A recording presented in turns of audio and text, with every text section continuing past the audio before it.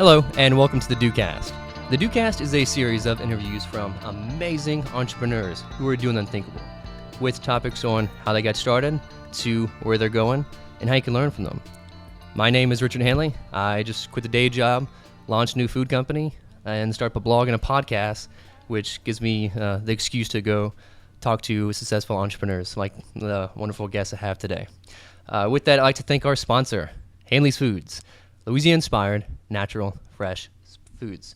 Starting with the debut of their next salad dressing, it's going to be a Louisiana strawberry vinaigrette made with Louisiana strawberries, Louisiana cane sugar, and Louisiana pecans from local farmers. It's local, it's great for the planet, it's made in recyclable glass. It's really good for you too. It's not necessarily a light version, just happened to be that way. The number one ingredient is strawberries versus to what's on the market. Number one ingredient's like sugar and water. That's exactly what it is. It tastes like sugar and water. So, but yeah, it's seasonal, it's GMO, it's great. I do hope you can check it out. I'm really proud of it. You can go check it out at hanleysfoods.com and enter in the coupon code DOcast to get $4 off your order. So we're debuting it tomorrow, which will be May 10th. So hopefully by the time this podcast airs, it's out. We've just made about 800 bottles of it yesterday and got it into a lot of stores today. So it is locally in Baton Rouge, coming to New Orleans in next month, but you can order it online at hanleysfoods.com. So go check that out. And now I'd like to bring up our guest. I'd like to talk a little bit about him. He is a true internet entrepreneur. He is the blogger of the Smart Passive Income brands and podcaster of the Smart Passive Income, which has heavily inspired me to do what it is that I'm doing now. He just has a plethora of resources and tips and tricks to start your own business, to start a podcast. Hell, he even helped me start up this podcast. I'm speaking on a mic that he recommended, the Audio Technica. I'm sure he got a few nickels for that. But great mic, $40, sounds great, thanks to him. And I like to add, he's now the New York Times best-selling author. So that should be interesting. Without further ado, I'd like to introduce Mr. Pat Flynn. How are you, my man? Hey, what's up, Richard? Thanks for having me on the show. Cool. Thanks so much. And again, I really appreciate this. You have inspired me to do everything that I've done. So it's really great just to kind of get you on the show and, hack your brain and see how it works. I'm really stoked to be on the show. A couple things, Sure. Just from that intro. I really want to go to Louisiana now. Right. And eat some strawberries and have some salad dressing. That's right. Seriously. Secondly, the ATR 2100 is that Audio Technica mic, and it does. Like, I was going to compliment you. You sound great. Oh, cool. On the microphone, dude. It sounds fantastic. And I have to correct you just on one little tiny fact. I'm not a New York Times bestseller yet, but I am a best-selling author, just not New York Times. Oh, okay. Best-selling author. Hey, that's great. So cool, man. Take me back a little bit. I know you're in San Diego now, but where'd you grow up? Where are you from? I was actually born on the East Coast in Connecticut. I was born in New London, Connecticut. I guess we'll start from day one. I was born 11 pounds, 12 ounces. And big baby. I was a big baby. I haven't grown much since then, but I actually did set a record at the hospital that day. And so, since day one, I've been going big. Yeah. But yeah, I stayed in Connecticut until I entered the third grade, and my dad moved jobs from Connecticut to San Diego, and I've been here ever since, except for when I left for school. I went to the Bay Area to go to UC Berkeley to study architecture, and got a job after that, and then I ended up coming back down to San Diego, and so that's where I'm at now. So was the architectural job in that's why you moved to San Diego?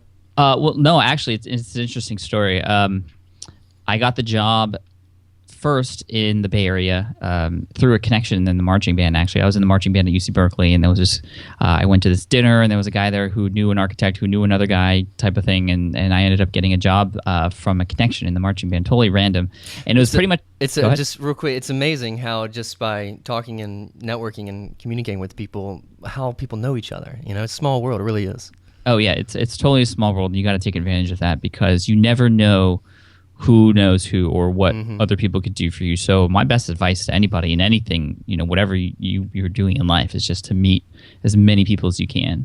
And I've found that with every success story that I've learned other people have had, and even my own, it's always the connections that people are making that help them become more successful. So I'm really glad you brought that up.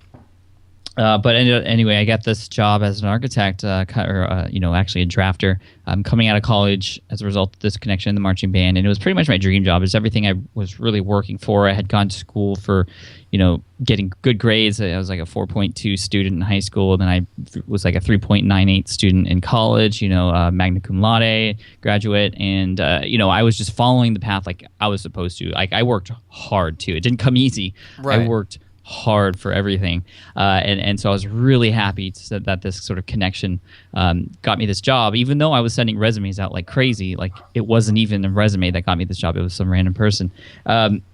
And I started working there, and things were going really well. I was, again, following the rules, doing everything I was supposed to do. Yep, contributing to my 401k. I got health insurance and doing everything I was supposed to, ready to devote pretty much the rest of my life to this industry. I was climbing the corporate ladder. I became the youngest person to get promoted in the firm to job captain, which is sort of the step under project manager. How old were you at this time?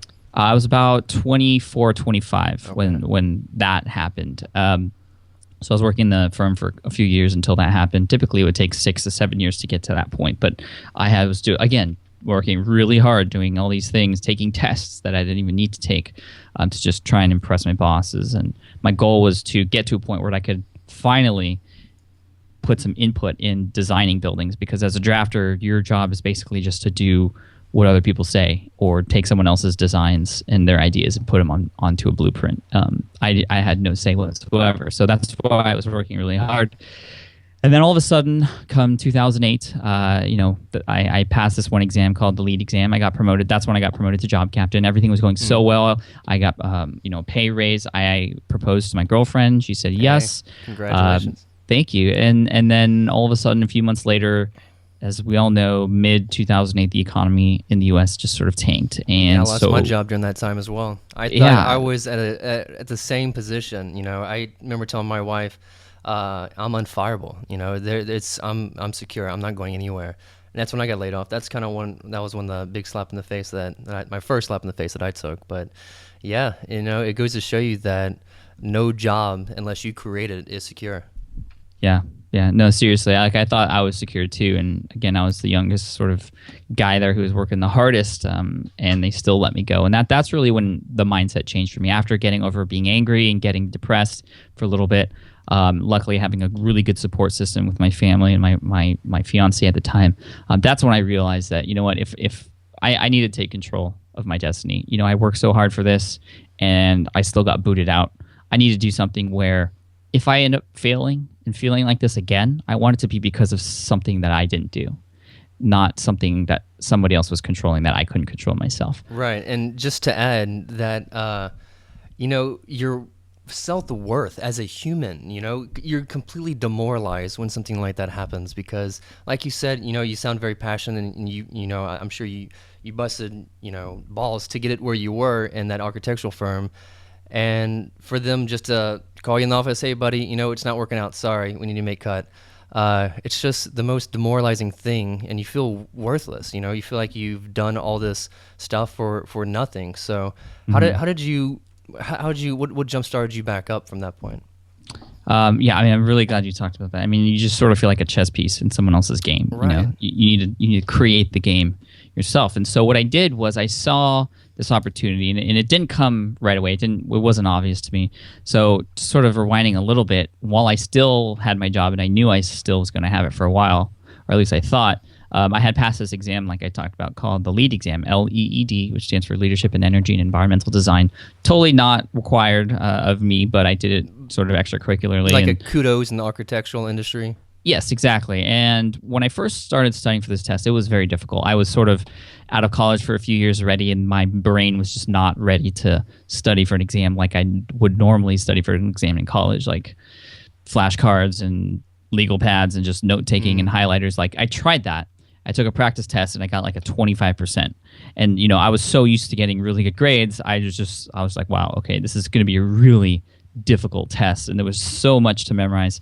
So I decided instead to study that way. I studied, and I kind of was brainstorming a little bit, and I said, hey, maybe there's a way I can organize this information, make it really easy to post everything or to organize the information and create relationships between the different things that I had to memorize. And so what I did was I put all my notes, I created notes on a blog. So I created a blog and just used it as a way to organize my notes and tag different parts of the book and create categories. And it was really a neat way for me to take this really thick reference guide that I had to memorize almost word for word and break it down into sections that were easily digestible online. And at that point, were you thinking, this maybe, just maybe, like No. 1%, this might be something? No, not at all. It's just an easy way to document everything that you've learned, right? What was going through my head was, this is going to help me pass the exam. This is going to help me be the cool kid in the office for anyone else who wants to pass this exam.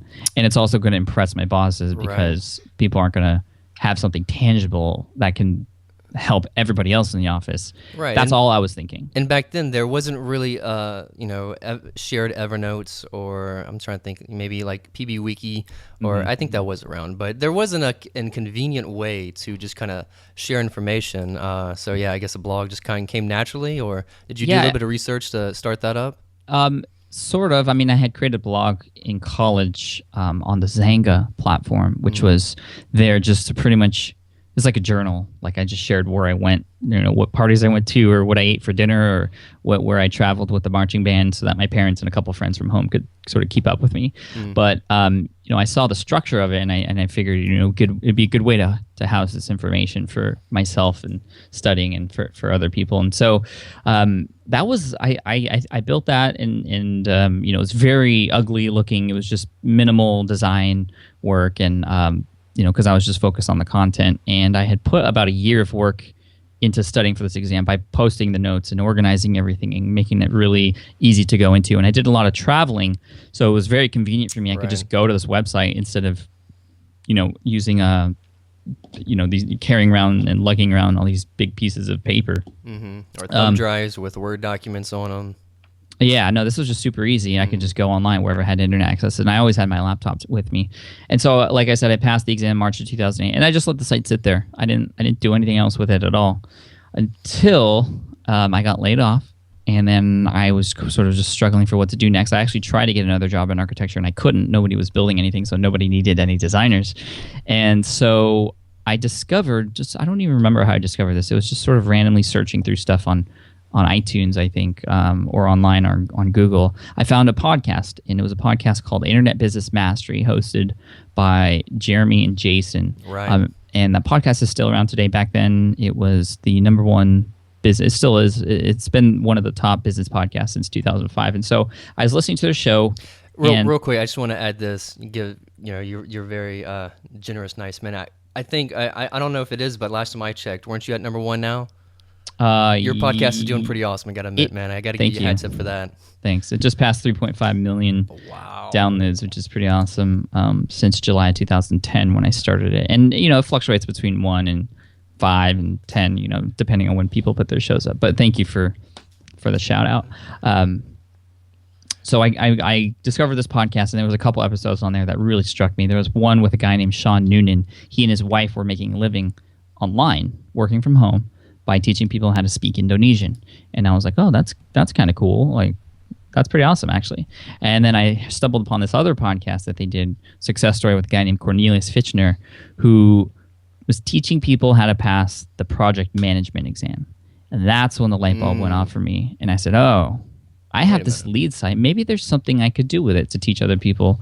I don't know how many other people in the world are doing this, or even in the United States, but hey, what else have I got to lose? So were you employed at this time, or still looking around? I was still employed. Luckily, I had about 2.5 months, 3 months of buffer time, because since I was job captain, I was sort of in charge of a few projects that I had to close up before I left. Wait, so they fired you, but made you stick around so that you finished their projects? Yeah, right. Wow. So, I mean, that was good because I still got paid, but it sucked because there was that inevitable date that was drawing closer and closer. Those long drives to and from work, knowing that the inevitable is on the calendar. Right. I mean, that's when I moved back to San Diego with my parents to save money. And that's actually, I took the train every day from San Diego to Irvine, which is where the office was, 2 hours there and 2 hours back every single day.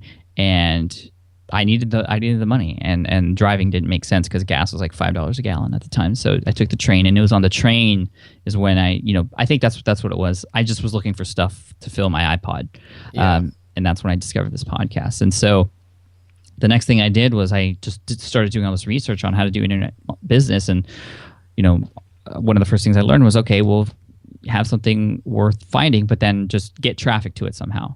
And so I put an analytical tool on the site to sort of get ready for whatever traffic might potentially come my way.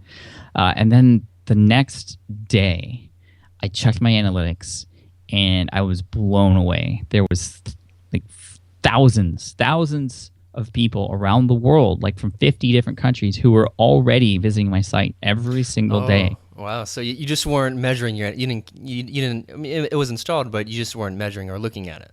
No, there was nothing. There was nothing installed until that. It was the day after I installed it that that it registered thousands of people a day coming to the site. Wow! And so it just blew me away. And that's to make a long story short, I ended up writing an ebook study guide for my audience there, and it just did really, really, really well. I had grossed. What was your price point for the ebook? I priced it really low because I didn't want to charge too much, and all the other guides out there, which were paperback, were like $80 to $120. I was like, I'm going to just undercut the whole market. I didn't know what I was doing. I just sort of threw something at a dartboard, basically, and I chose $19.99. I thought that was reasonable, especially for an ebook. Wasn't tangible, and it sold like hotcakes. I sold, I think, like 283 copies. I had made $7,908.55 or something like that the first month in October of 2008, which is when it was launched. And that was the same month that I had officially gotten laid off. So that's got to be an amazing feeling, That's because you've, that's really awesome, because I can kind of relate with the, with the salad dressing. It's something that I put my passion into. And then I put it out there for other people to get. You work really hard, you build something, you put it out there, and you hope for the best. And then you start seeing these dollars trickle in one by one, and then you realize these are hard-working people that were doing the kind of work that you were doing, that's giving you their money for something that you made. Mm-hmm. And I'll never forget that month too. My first kind of big month. Wasn't that big, but it was. When you start seeing money coming in, you're like, hey, this maybe this has legs. Maybe this could go somewhere. Yeah, I mean, there were a ton of things going through my mind. One of them was, why didn't I know about doing this earlier? I didn't know how long people were visiting my site. What if I had started this a year prior? I could have made $8,000 a month for the rest of the year. Yeah. But then my income actually started to go up, and next month I had made $9.5K, and then 12,000, and then 15,000. Then I introduced an audio guide to go along with it, and I was making $20,000 to $25,000 and $30,000 a month, and I was just on cloud nine. Like everything was just a big dream. Like every day I would wake up, and literally there'd be more notifications from PayPal in my inbox, and I would just pinch myself, like, please, if I'm dreaming, just please wake me up, because that would just kill me to keep going and know that this was fake. But it was all real. And the best part, like you said, was knowing that you were providing something of value and getting paid for it. But beyond that, people were actually sending me these really long, thankful emails and actually handwritten letters of just thanks. And that changed my whole perception of what can be done online in internet business, and what opportunities are available out there that people probably don't even know they have yet. And so that's why I started the Smart Passive Income blog, to kind of share all this wonderful stuff that has happened to me, and also help inspire and show people, for free, like how this all happened. And now that I've been doing the Smart Passive Income blog for nearly 5 years now, 4.5, I think. Now it's exploding, and because I'm just being honest and transparent and sharing all the good things that happen, sharing all the bad things that happen, I actually share how much income I make every month from all the different businesses I have. I have several now. That is very, very valuable information, by the way. I've shared those with the people that I work with for what I have, as a model to look at how we, to structure your income, your expenses. I really like how you have it organized. Thank you. I always looking at it. One, it's like, it's your credentials, because you're walking around saying that how to make money online. You gotta show your work, and you did that, man. So that's awesome, Right, and that's right. ballsy for you to post it out like that. I'm sure it'll scare your first one, but Yeah, I mean, it was sort of an experiment at first, but it made such a positive impact on everybody who was reading it, that I kept going with it. Especially with your affiliate links, because it shows you, this is real. You could really make a living just from that. Right. But you have to understand, like, I'm not making it up, but I could. Like, those numbers could be fake. Like, there'd be no way to really check them unless you go into my accounts, and I could give you screenshots if somebody really wanted to. But the what's more important beyond the numbers is the lessons I learned along the way, and what I did right and what I did wrong. That's why each of those income reports, like the numbers are just a very small part of it. There's like 4,000 or 5,000 words every single month that I put alongside those numbers about what happened and how things worked. And people can go into Google and type in security guard training, for example, and see that the site I had built for that niche is #1. And so that's further proof. And I think, people see the numbers, and I know they enjoy looking at the numbers, and I need to make sure that I'm backing up the numbers with actual proof of strategy, proof of progress, and not just, punching numbers on my keyboard. Exactly. Yeah. So real quick, I just want to take one step back. When you started seeing all that money trickle in, and you started to see the ebook sales really kind of starting to take off, were you still working for the man? I mean, were you tempted to go back to work on your train and fire your boss, or were you already out doing this full time and putting 40 hours in like you were to at a normal day job? What was that transition? So the transition was, I had, it was probably like a week or so of working while this ebook was being sold. And so the day finally came where I got sort of officially let go, and I didn't. You were happy. Yeah, I was happy. I never looked back. I could spend more time on my internet business, and focus on that. And what I ended up doing was actually, because the business is 95% automated in the sense that people can come to the site, purchase an ebook. It's very important that it's an ebook. I don't sell physical books. It's an ebook. People can get delivered right to their inbox immediately after they purchase, and I don't have to be there in order for a transaction to be completed.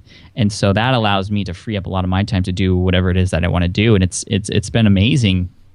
It's allowed me to stay at home and be with my wife, and then we now have 2 kids, and I've been here ever since, and I've witnessed all of their firsts. My son is 3.5, my daughter is 8 months, and I've been here the whole time for them, and I love that. Yeah. That's what's most important to me. But I still work, and I'm working for the blog at smartpassiveincome.com, which is not very passive. I put most of my passion and work and time into that to help other people, because that's something that's very fulfilling for me. And secondly, I still am on a schedule. That was one of the big things I learned. At first, I was just like, awesome, I'm not working 9 to 5 anymore. I could just do whatever. Hang out at the beach all day with whenever. your laptop and just throw it out. Yeah, I mean, there's 2 sides of that. There's one, you don't get much work done because you're doing all this other stuff, but there's the other side of it where you're actually doing too much work. You might find that when you're working on your own, you can't not think about your business for a while. And I'm personally having that problem right now.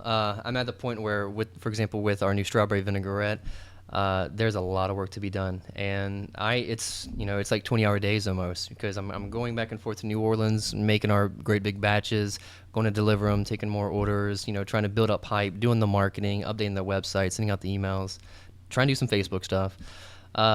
So yeah, it is extremely hard. How do you find balance?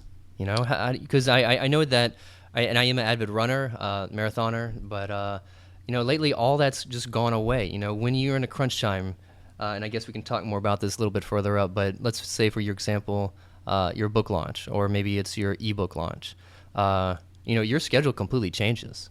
Mm-hmm. So is there anything that you did in preparation for, like, you have your daily routines, and I know that's really important to have your routines, but is there anything that you had to change? What's your schedule like when it's crunch time, and how long does that last?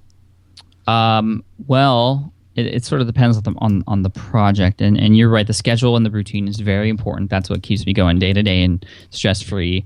But when something, the beauty of having this sort of passive income business and doing it things the way we are online, when it is crunch time, we can devote a little bit more time to it if we need to. Mm-hmm. And I think when you have a family, especially, it's really easy if you're just like a single dude or working on your own, and you can just do whatever whenever. But if you have a family that you have obligations to, and you need to respect them as well, and right. They have stuff going on, then the key is communication. Mm-hmm. And so you have to first understand what your needs are as an entrepreneur and what you need to get done. But you also need to understand that there's this whole other side of your life, which is actually what you're probably working for, that most people forget to try and take care of while the entrepreneurial stuff is going on. So not only understanding what your needs are as an entrepreneur, whatever that launch you may have, but the needs of, for me, it's my wife and the kids, and and communicating with them. And it might be, if I have a launch coming up, I might tell April, I have this book coming out. I'm going to be spending a lot of hours on the computer today for the next couple weeks, starting on this date. I'm going to need this favor from you to just be there for the kids a little bit more, and I'm going to be in my office and understand that I'm going to be there a little bit more often, and then always making sure that coming back to normalcy, whatever that may be for you, afterwards, and also just I think it's really important to thank them. Like I go out of my way to make sure my wife understands that I know she sacrifices a lot when I go through like launches and stuff, or I go through travel to go to conferences. Like I want her to understand that she is contributing to the business too. Yes, by simply supporting you and helping out with the kids. I Right. can completely relate. I have 2 little girls too. They both just turned 5 and 9. So I can completely relate. You said something that I think it's great, because on the podcast I go back to, I call the show notes, and I put quotes and links and all that good stuff. Mm-hmm. But you said something that I think is great, and it's sometimes you forget what you're working for. You're working so hard, you forget what it is that you're working for. So if you don't take that time out to spend time with your family, or whatever it is you're into, racing, mountain climbing, I don't know, shooting bees, I don't know. If you don't spend that time to what it is that you really like, then you're just in right. What's the point? You're in a rut. Yeah, I mean that's you hear about these stories of guys just wanting to get out of the 9 to 5, and they finally do, and they end up working more. Mm-hmm. And so understanding and remembering what those priorities are is very important, and that's why I'm very fortunate to work from home, because I'm with my priority every single day. Every morning I wake up with them. So could you, just curious, give me an idea of what kind of like your schedule might look like? Because you are, I think, amazing at deconstructing a task and being really great at it, whether it's podcasting, obviously, blogging, speaking. I've seen you, or I've listened to a few things that you spoke on your book.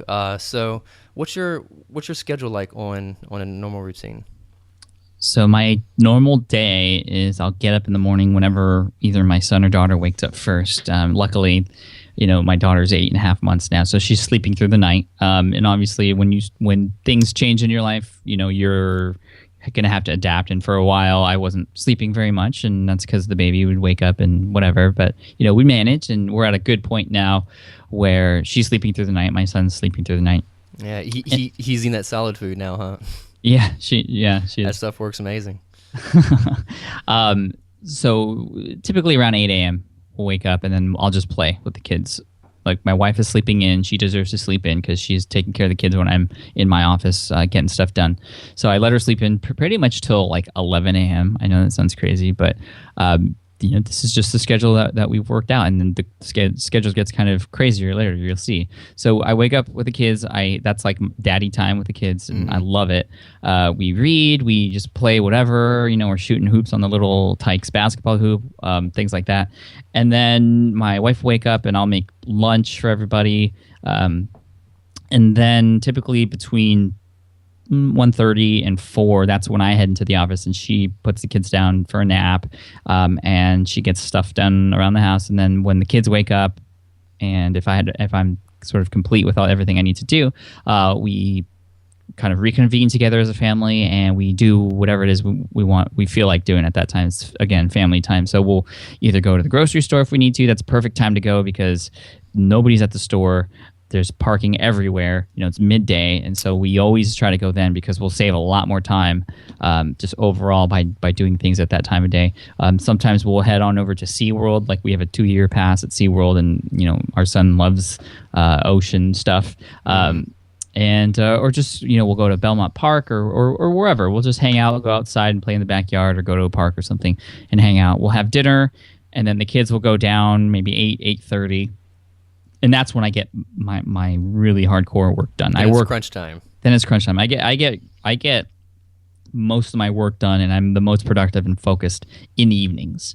And I'll either start the evening with a run because I'm training for a half marathon too. So that's typically when I'll start running. Is like 8:30 p.m. or 9 p.m. So I'll go to the gym. Hey, just one thing I want to say, that the best advice I've ever heard on running when I ran my first marathon, this is single best advice, is go slower. Take it one step at a time, right? And it sounds so simple, but we're men, and or women, I guess, whatever, but we're competitive beasts, and so you might have your normal Sunday jog down and you could go 2 marathons that rate, but when you're in there and you're watching a flock of people pass you by, your gears start spinning, and you want to step it up, and naturally, you do. And there's been times where, like my first marathon, I burned out by doing that because I just had it too fast of a pace too soon.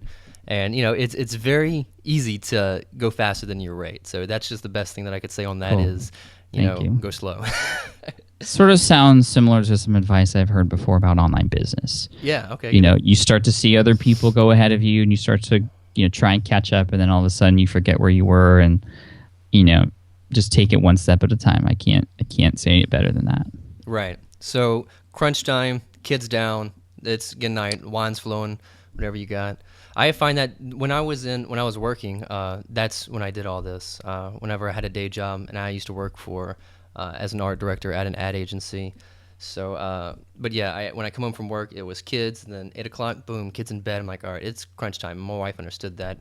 We'll have our nights where we'll have a movie night or date night. Oh yeah. We have night. We have that too, and I think that's really important to have. That alone time with the wife, and if I don't have anything pressing, then that time at 8:30 will be that time where we have to, watch a DVD or when she's standing behind you in the doorway and you're like, all right, this time let me just close the lid. I'll catch up tomorrow. But I'll typically work or hang out until 2 a.m. Okay. And then get ready for bed by 3 a.m. and then start the day over. So I typically sleep about 6 hours a day, and that's I've sort of just learned. I've been doing that since college because I went to architecture school and we hardly slept at all. I remember one period of 3 days, 72 hours staying up straight to work on my final project. Wow. And I actually overslept graduation as a result of that. You're a machine. You're not human. That's the reason. Yeah, I mean, the sleep thing helps a little bit, and you may have heard advice from people like Gary Vaynerchuk, who wrote Crush It, who says, just if you're in crunch time and you really want to hustle, don't sleep.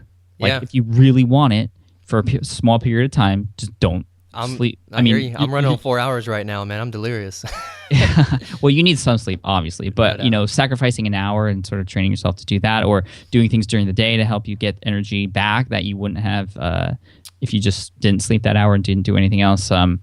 Like exercise. Exercise helps me be more focused and productive and stay awake. An extra hour a day every day for a year, I mean, that's huge. It adds up. And that alone can be enough time to help you build a business if you don't feel like you have time right now. And just one other tip, too, that I used to do this all the time when I was working the 9 to 5 for someone else, and I was staying up to 3, 4 o'clock in the morning working on my ideas.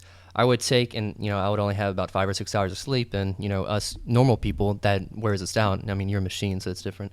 But I would take power naps in my car. I would take my car, find a shady spot, preferably like a park or maybe a parking garage, and set my timer on the iPhone, turn it on airplane mode where it's just off, but I could use it, and set the timer for 30 minutes. And either have some coffee there or go and go get coffee right afterwards.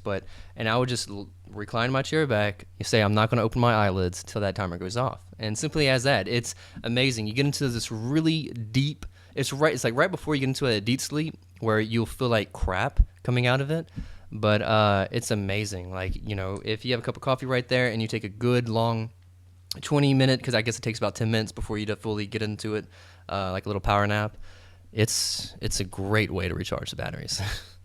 Yeah, follow Tim Ferriss and what he does. He has some sleeping hacks too, like having almond butter before you go to sleep. That'll help you get up a lot.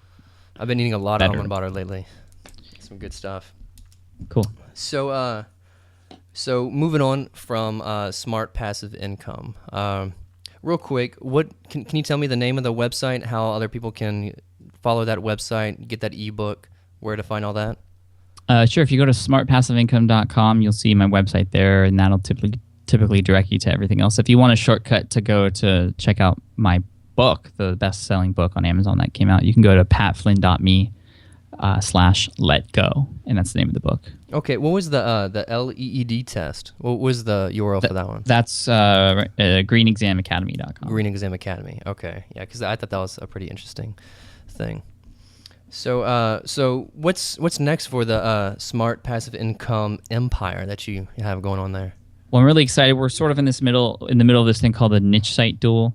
A niche site is basically just a website in a very specific market, a market within a market, so not just like automobiles, but maybe it's like used minivans or something, So the challenge is, and the reason why it's called this duel is because I did this a couple of years ago. A guy challenged me to create one of these websites in a topic I didn't know much about, and to try and rank a website, a brand new website, #1 in Google, and start making money from it. So I did that, and I did it publicly on the Smart Passive Income blog to sort of show people my thought process and how to do it step by step. And I did make some mistakes along the way, but I shared all that stuff. What was the topic?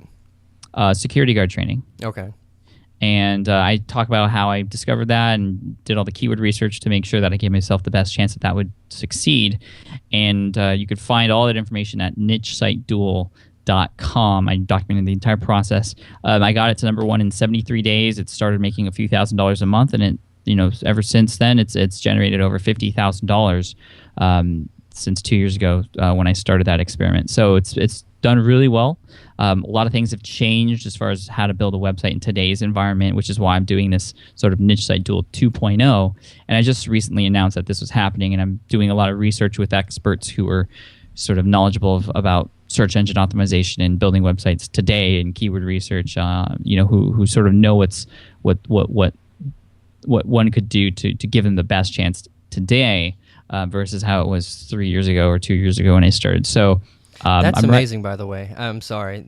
You took this project on as a challenge, and now it's a portion of your income. Oh, yeah. And more importantly, it has shown other people how to do it. It has inspired other people to do it. Few people have been able to quit their jobs, their day jobs, to do, to take their websites that they created as a result of my experiment and take that to another level and create businesses out of it. Well, most of the people have created sort of like small side incomes as a result of it, vacation funds and things like that, which is awesome. Like, I love that. And that's why I do what I do. And that's why I'm just, what I love about it is it's all free. I just share it. And as a result, people go out of their way to find ways to pay me back, which is absolutely. awesome. I know I did when I was looking for mics.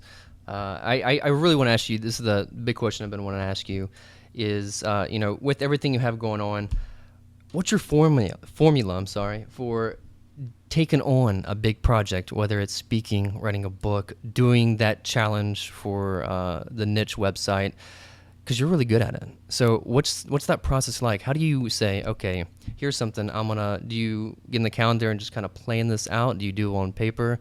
What's that process like? Well, first, the process is deciding to do something, right? And typically, I'll have like this sort of an indicator in my brain about whether something is worth doing or not. And a lot of times, that indicator is if fear is involved. And a lot of times, if there is fear involved, it's something that I feel is worth doing. That's something that's always happened to me time and time again. And every time I've conquered that fear, it's been really good for me. So the niche site duel 1.0 with the security guard training site was, very risky. I feared, just falling flat on my face, and that has turned out really well. The podcast, I was very scared about getting behind the microphone in 2010, but I did that, and now I have 3.5 million downloads. It's led me to... That's how I found you, by the way. publishers, thank you, and I got to work with some amazing people as a result of the podcast that I have. The YouTube videos and channels that I have with over 2 million views now. Wow. I was definitely afraid of starting that, and now especially the public speaking. I was definitely afraid of public speaking before, but that's how I knew something that I should learn how to do, and so I've done that. I've worked with coaches to try and help me, and I think that's part of the formula too. Discovering what you want to do, and then finding the people who are good at it and learning from them, whether it's directly or indirectly, just finding that inspiration. But if you can get direct help from someone, or at least get onto a blog or a course or something where somebody is where you want to go, that's really big. That's why I'm sort of educating myself right now with everything. With the niche site tool, I'm reaching out to people, and a lot of people won't do that. They'll just dive in head first without any sort of direction. And like we were talking about earlier, there's nothing more important than the connections you make and the other people in the world around you to help you get to the next level. Exactly. Yeah, you never know where a simple conversation can go. And I just want to add to when I was, because it is scary when you're first doing something. It's very scary. And I had that when I first had my salad dressing. Because it's a very popular, my first one is Sensation Salad dressing, and it's a very popular salad dressing in Baton Rouge. It's found in many restaurants and cookbooks, but no one's ever bottled it, so it's like it's been this little thing underneath the radar, and I wanted to talk to people about it, but I was scared to, so, but yeah, that you gotta suck it up, you gotta swallow it down, and like you mentioned, if it's fear, if you have that fear, it's normally worth doing. So. Right. So after that, after understanding it's something I want to do, after finding people who have done it before or who can help me get there, then it's understanding, okay, well, what does the end goal really look like? What is that like? What am I going to feel like? What does that actually mean? So for the niche site tool, for example, that means a website that's ranking in like the 1 or 2 top positions in Google for whatever keyword I end up choosing, and it's making a lot of people, or there's a lot of traffic coming to the site, and it's making money. That's what the end goal looks like. So you write that like on the whiteboard on your notepad, and you said, "This is it. This is when I know it's successful." Yes. So now you have where you're at now, and you see that on your whiteboard or whatever it is that you have to note take that. That's where you want to be, and then it's about breaking that line between where you're at now and where you're at there into as many little steps, milestones as possible, and just as much as you can figure out. And whatever you can't figure out, that's why you go to those people who have done this before to help you fill in the gaps. And then you have that roadmap, and that's really important. And what's cool about that is you know where you're going now, or you at least have an idea. And yes, things will change, and that path is going to change every once in a while, but that end goal is still always going to be the same. Right. And so it's really important to know where you're going. Like, how do you know where to go if you don't know where you're going? That's why the end goal is there. But what's really cool is along the way, as you progress through those different steps, it's like taking a big goal, breaking it down into a bunch of little goals. Every time you meet and achieve one of those little goals, you got to reward yourself and just be super stoked about that. No doubt. That just motivates you to keep going. And you could see as you check off those sort of tasks down the list, you're getting closer and closer to your goal. And so that's sort of I guess if you want to put a formula on it, that's sort of how it would break it down. I love it. I think that's really is brilliant. I guess I've never really done that in an actual project, but I'll definitely try that out next time. You have where you are now, you draw a line at the very bottom, you have where you want to be, and you draw everything in between of how you can get there. And then now you got yourself a roadmap, as you say, a timeline to just start going down it. And yeah, I completely agree with, you do have to reward yourself there, because when you're doing something like that, you're moving 100 miles an hour, and you just got to stop, look back, and say, "Man, look what I have done. Look what I have accomplished. This is great. Pat yourself on the back, get that champagne, whatever it is, take the wife out." So I definitely agree with that. Let me ask you, what do you like to do outside the office? I know you're training for the marathon and everything, but is that work? Is that play? What else do you like to do outside the office? Play with the kids? Yeah, it's all about the kids right now. Oh, yeah. And they're so young that, it's hard to go out and go surfing, which I like to do, or go play a round of golf, which takes like 5 hours. Like, I can do that later in life. Like, right now, it's just focusing on the kids. And, they're growing up so fast. Oh, God, I know. So fast. And I work from home, and I'm there with them every day.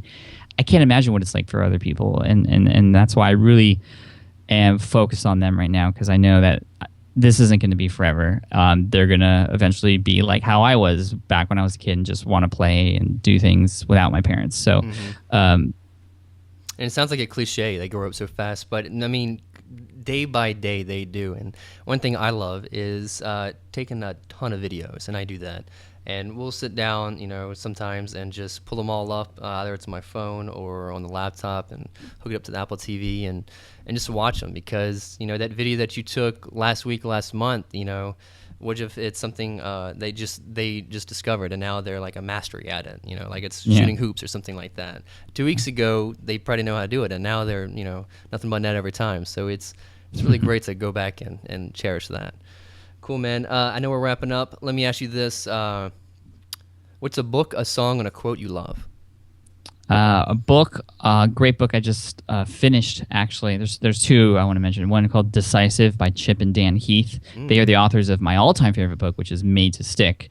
So Made to Stick and Decisive by Chip and Dan Heath. And there's another great one called Predictably Irrational by Dan Ariely. It's a great one about why we do the things we do, even though it may not make sense. It's like a psychology, and there's a lot of interesting studies in there. As far as a quote, my favorite quote of all time is from Henry Ford. And that quote is, "Whether you think you can or you can't, you're right." Right. I love that quote, by the way. Yeah, I have a big sign in my office that just says that. I actually had it specially made for me because that just it reminds me, you know what, like, whatever I put into it, that's what I'm going to get out. Yeah, if you say it's not going to happen, guess what? It ain't going to happen. And then right now, probably the song, oh gosh, what song? Because right now we put like the music channel on TV on, and it just plays random like teeny kid songs. So like, it could either be like, so which maybe like your Pandora list, or what's that you listen on Pandora when it's 2:00 in the morning, crunch time? What's that mix? Right, let me pull up my phone right now. Just there you pull go. Up let me see. Have you ever heard of the band The XX? The XX? No, I have not. Great band. It's they have really great melodies. They have lyrics, but minimal. So one thing I find that whenever I'm working or I'm in that crunch mode is I like to listen to either electronica or techno kind of music. But that's what I listen to when I run. Yeah. The Daft Punk's coming out with a new album. Daft Punk, right? They have a new song. I think it's like "Stay Up All Night to Get Lucky" or something like that. And I just really I'm feeling the beat right now. I used to be a DJ, so. Did you? I did, yeah. When was that? Before or? That was in college. My 4th and 5th year in college. I picked up some turntables and just started messing around, doing a lot of scratching, actually, like that kind of DJing. Yeah, exactly. That's cool, man. So, real quick, I know we're wrapping up. We didn't even really get much to talk about your new book that's out. I downloaded it on the Snippet app. I just want to give a hat tip to you, and again, I think it's amazing format. It's beautiful. You can read it. It has videos. It has links. It's you really kind of get into it, and I know I know you talk about fear. You must have had a lot of fear because you shared a lot of personal information, but I think that a lot of people can relate to that. We're human beings. We like to hear and share stories. And you weren't just talking about business. You were sharing. You put your life out there. And so I think it was. I haven't got to finish it. I really started kind of get into it. I love how it's 1,000 words a chapter. That was a really fun concept. So it makes it sound easy just to keep going. But yeah, maybe you could talk a little bit about that and where people can find you. Yeah, well, the book's called Let Go for two reasons. One, it's about my sort of journey after getting let go from architecture, but on a deeper level, it's in order for me to get to where I'm at now as an entrepreneur and living this great life, I had to really let go of a lot of the things I was conditioned to learn, like that I had to work a 9-to-5 job, or that I had to work the same job for 45 years, or that I couldn't do stuff on my own. And there were a lot of things I talk about in the book, a lot of fears, a lot of unknowns that were happening that were really holding me back from all this great stuff that eventually finally happened. And so it talks a lot about that, and it gets really down into the details of my story.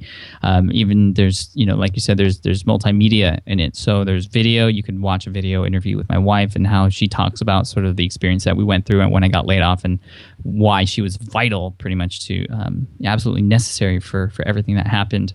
And then there's an interview with my dad, who actually was a man who worked at the same job for 45 years, just different locations. And he had suggested that I actually go back to grad school after I got laid off, not go down the entrepreneur route. So we have an interview with him talking about his advice versus where I'm at now. I bet that's a good one. Yeah, people are saying that's their favorite one. Although the one with April, my wife, there's like the kids just coming to the camera like randomly, and it's hilarious.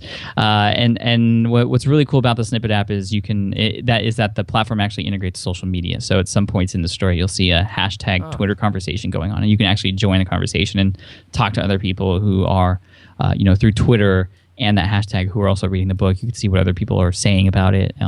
It's really, really cool. That's the future.